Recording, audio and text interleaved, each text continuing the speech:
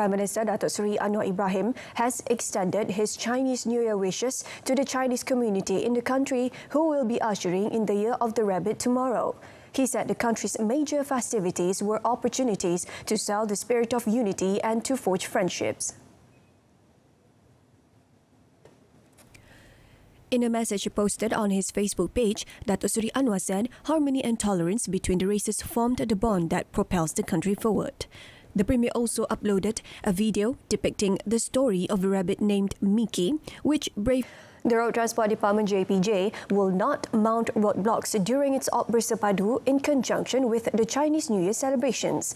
Talking to reporters after the Road Safety Advocacy Campaign at the Southern Integrated Terminal TBS in Kuala Lumpur yesterday, JPJ's Deputy Director General Planning and Operation Adi Fadil Ramli said the move was to avoid congestion due to the increase in the number of vehicles during the festive season.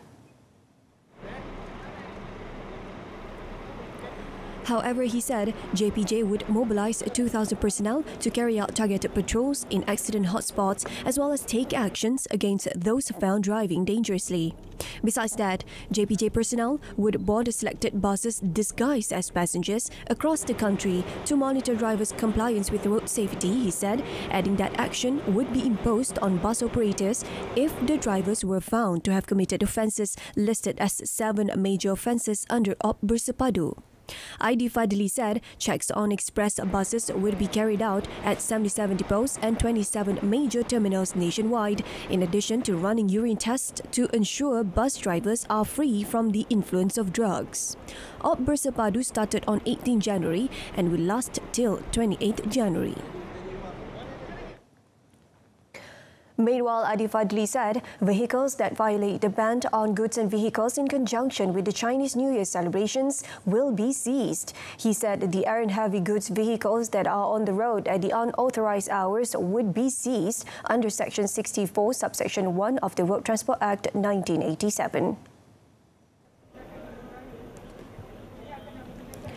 He said JPJ will carry out monitoring with the cooperation of Malaysian Highway Authority and Highway Concessionaire on vehicles carrying goods in line with the regulations set by the Ministry of Transport. Goods vehicles are required to comply with the ban to reduce congestion during the festivity. Asked about the accident involving a trailer near the exit to the Seremban Port Dickson Toll Plaza that killed its driver and passenger yesterday, Adi Fadli said JPJ would carry out a thorough investigation. In the incident, the trailer burst into flames after it crashed into the divider at kilometre 259.6 of the North-South Expressway southbound. Speeding on the road is prevalent in Johor, with 275,641 summons issued in 2022, a 22% increase compared to 2021. Hence, proactive measures must be taken to tackle the speeding culture from the roots. Reporter Erin Zaid has the details. According to statistics from Johor Department of Traffic Investigation and Enforcement, a record of 793 fatal crashes happened last year, and 434 cases of it caused by speeding. Speeding crashes involve 235 cases of skidding off the road, 101 cases attempting overtake, 50 cases driving beyond the lane, 46 cases vehicle tailing closely, and 2 cases zigzag driving or racing. That is comparable rate of crashes compared to 640 cases of fatal crash in 2021, with 406 cases involved speeding. The Director of Vehicle System and Engineering Institute, University Technology Malaysia UTM, Dr. Muhammad Azman Abbas said the biggest challenge in preventing speeding is applying safe driving towards road users. Therefore, he recommends authorities to run rehabilitation towards road users in order to teach them again regarding safe driving. Other than that, advocacy efforts need to focus more on the youth, so that we can shape new generation of better drivers, aside making safe driving as a culture in Malaysia. So kalau kita compare dengan pemandu-pemandu dunia yang terbaik, antaranya daripada negeri Switzerland, Jepun, Sweden, diorang ni semua pengaruh pun still sama. Dia akan mendapat pengaruh yang sama macam pengaruh yang kita dapat kat Malaysia. Cuma sebabkan budaya tu pemanduan yang baik tu telah dia akan overrule everything. So kalau pengaruh tu datang sekalipun, dia tak ada masalah untuk dia tolak budaya tu, and dia boleh determine whether budaya tu elok ataupun tak elok. Also, from his opinion, speed trap cameras will never change speeding behavior because the driver will only slow down to avoid summons and not based on self-awareness. In technical aspect, speed bump undoubtedly helps in reducing speed. But for Iskandar Puteri Mayor, Datuk Muhammad Hafiz Ahmad, it might cause crash to happen, as well as promoting pollution towards environment and noise. Therefore, Iskandar Puteri City Council opted for speed breaker, warning signs, rumble strips and road studs. Untuk aspek keselamatan jalan raya ni, lebih kurang kalau tahun lepas saja 820 aduan tentang keselamatan jalan raya ni, kan? Jadi daripada 820 aduan ini, kita semak satu persatu, kan? Lokasi mana, kan? Laporan polis pun kita ambil kira, kan?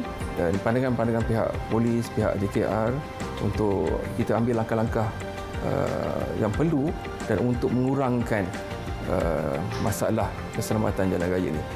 Based on my findings, 3 important elements are needed to make safe driving culture possible in Malaysia, which is awareness, acceptance, and the most important, practice.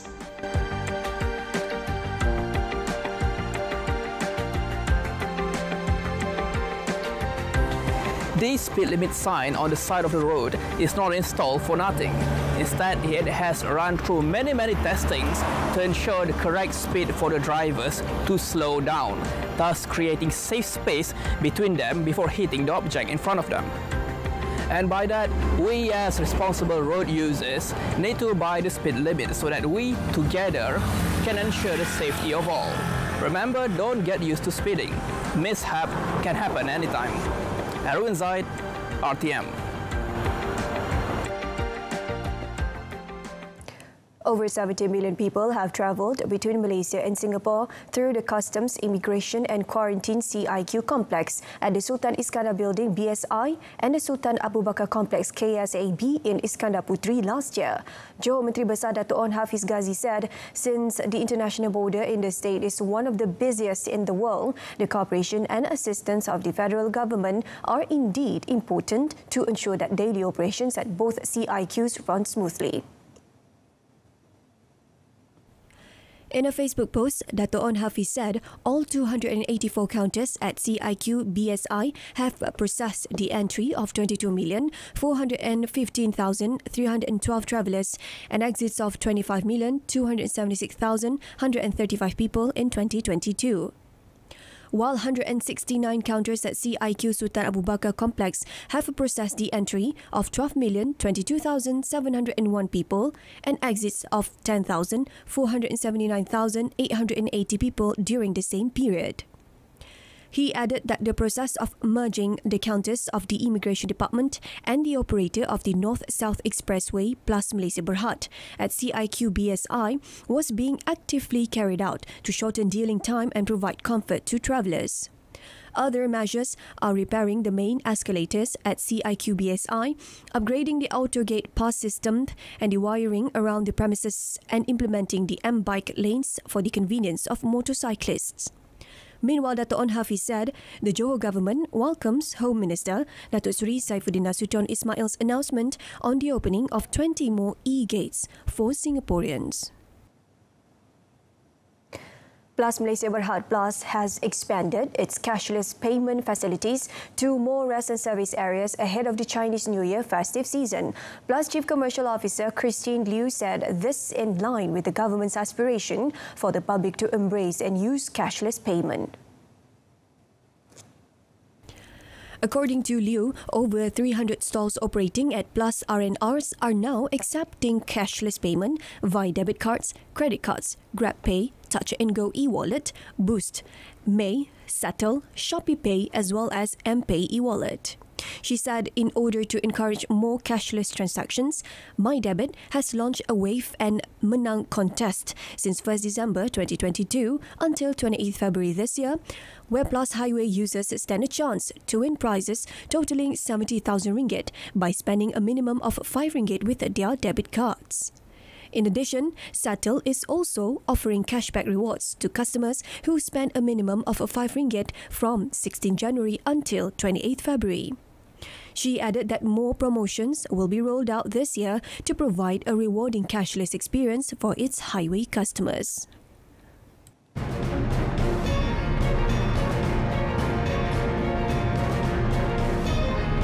Coming up next, no human trafficking elements found in Bangladeshi container boy case.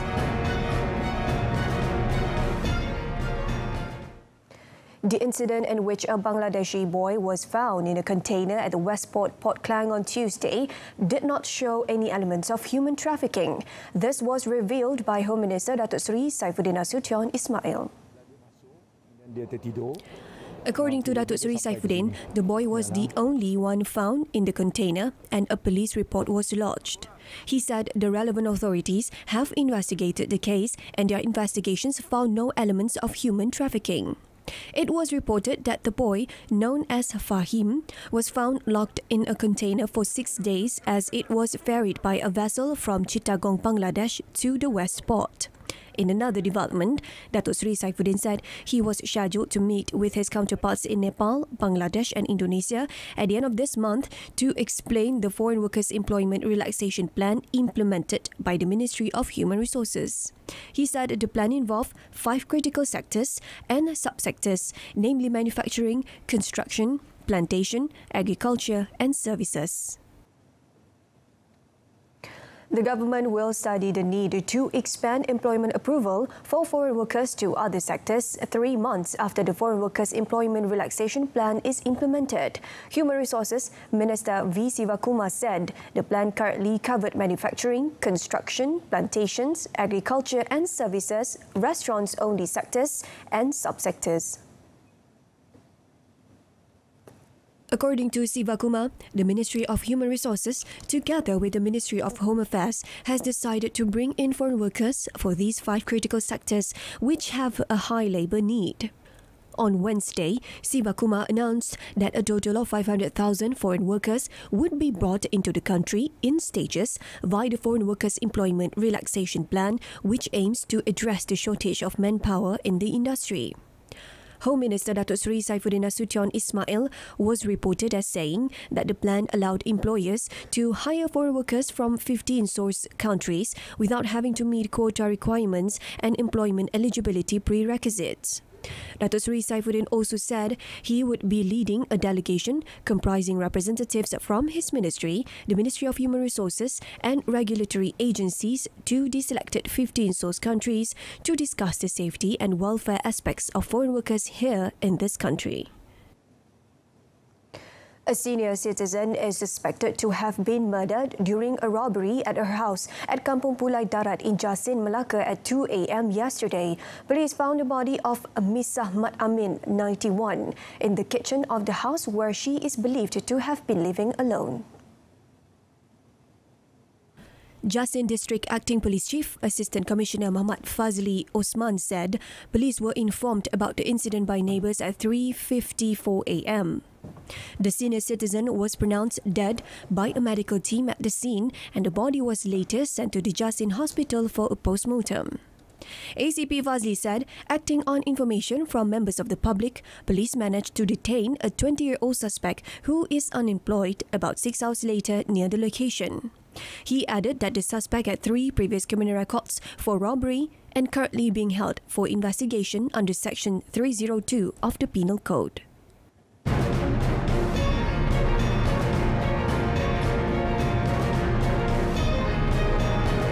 In our foreign front, Chris Hopkins poised to replace Jensida Ardern as PM.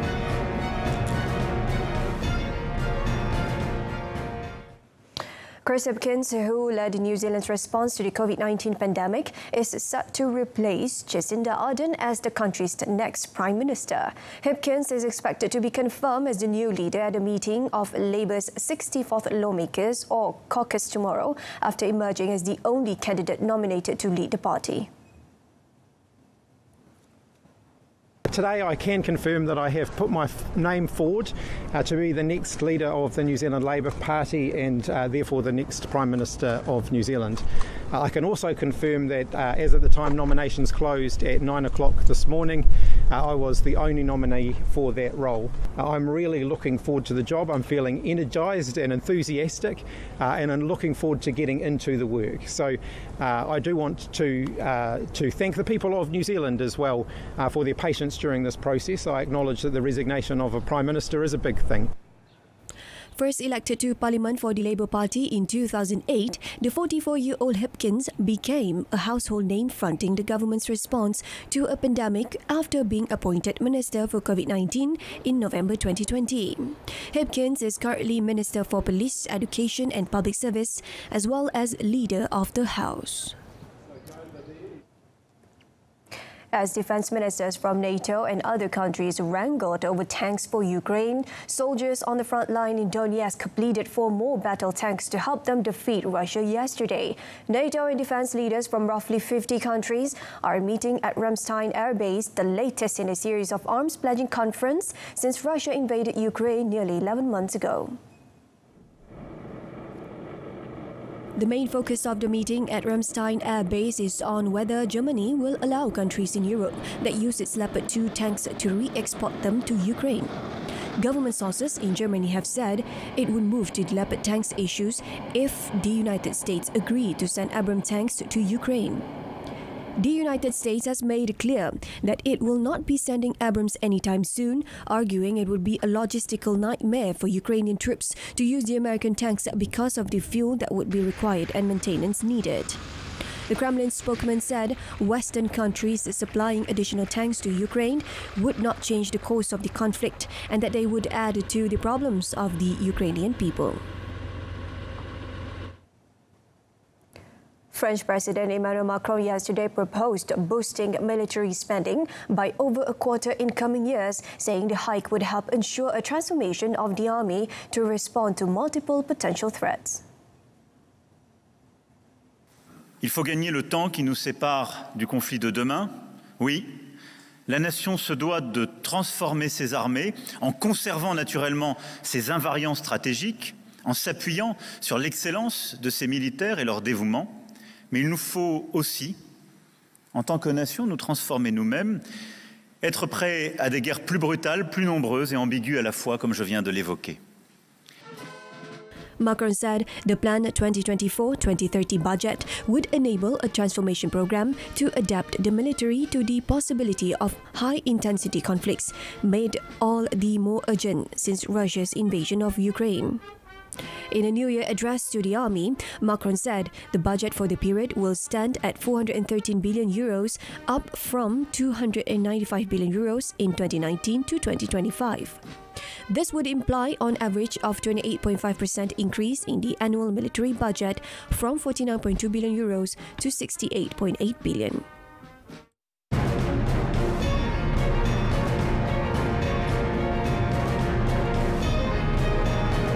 Held to 1-1 draw in Leipzig. That and more next in sports.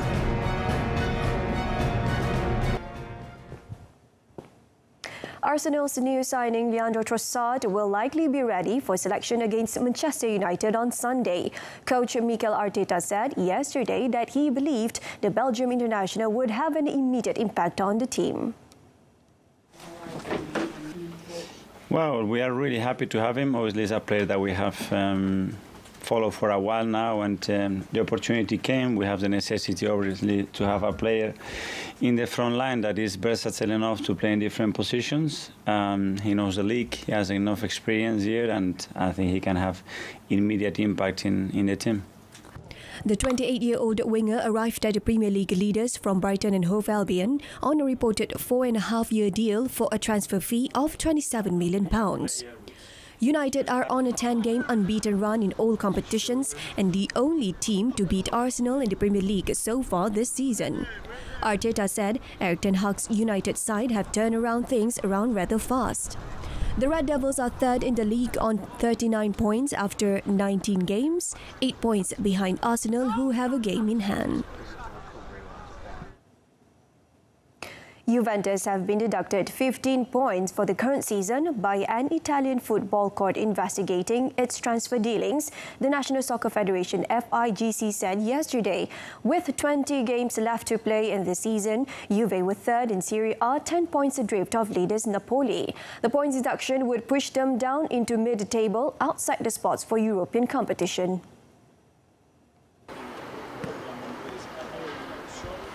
The ruling is tougher than a 9-point deduction a soccer prosecutor had requested earlier during a hearing looking at the way Juventus, Italy's most successful club, and a number of other teams dealt with player exchange deals.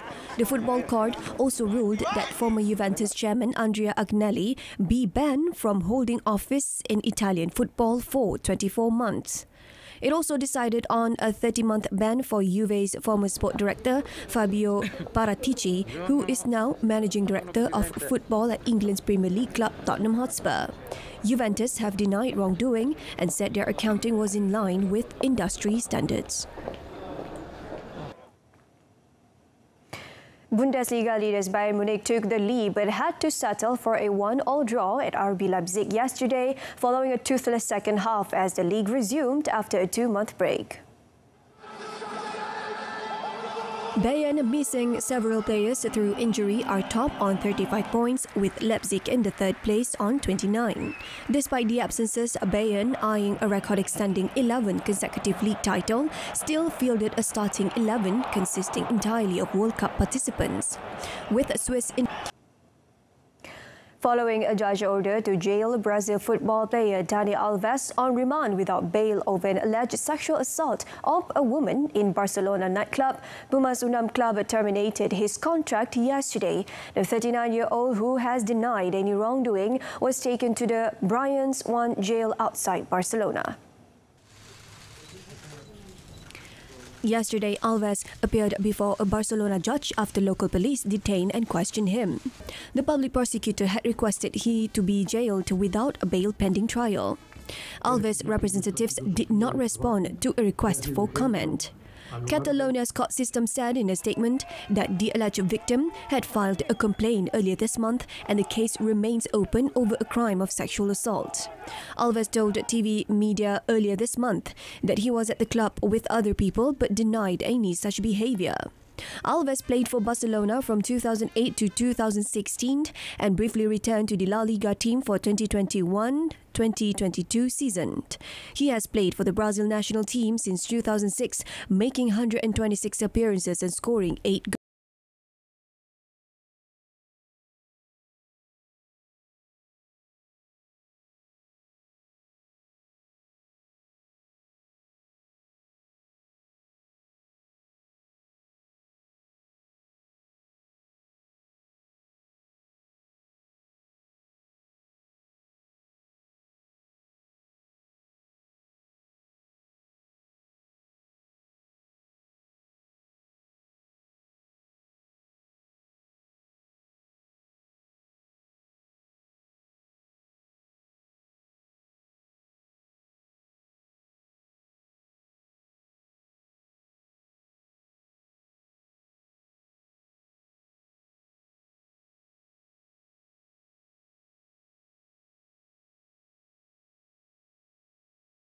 Today's edition of Updates at Noon. In our top story, PM extends Chinese New Year wishes to those celebrating tomorrow.